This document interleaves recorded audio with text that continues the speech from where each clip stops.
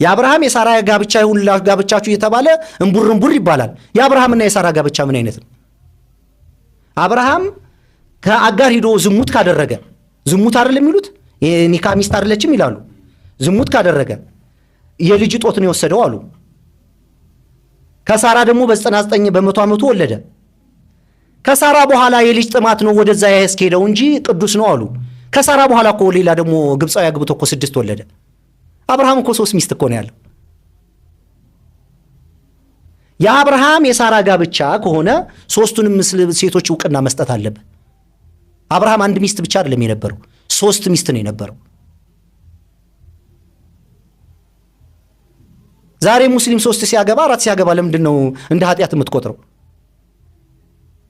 እያንዳንዱ ነቢያቶች እኮ 4 7 6 ምናምን ሚስት እኮ ነው የነበራቸው። ሰለሞን እኮ ከ700 ሴት ጋር ተኝቷል 1000 ሴት ጋር ተኝቷል ብሎ እኮ ጽሑፍ አለ የተቀመጠ ጠቢብ ተብሎ የተቀመጠው ሰውዬ።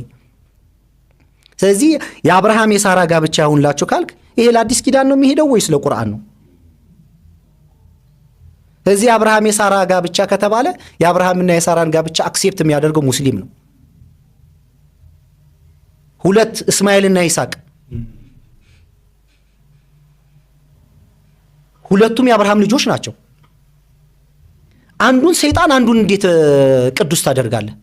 እስማኤልንም የወለደው የፈጠረው አላህ ነው። ይስሐቅንም የፈጠረ አላህ ነው። ያንዷን ልጅ ባሪያ አድርገህ ያንዷን ልጅ እንዴት ጤነኛ ታደርጋለህ?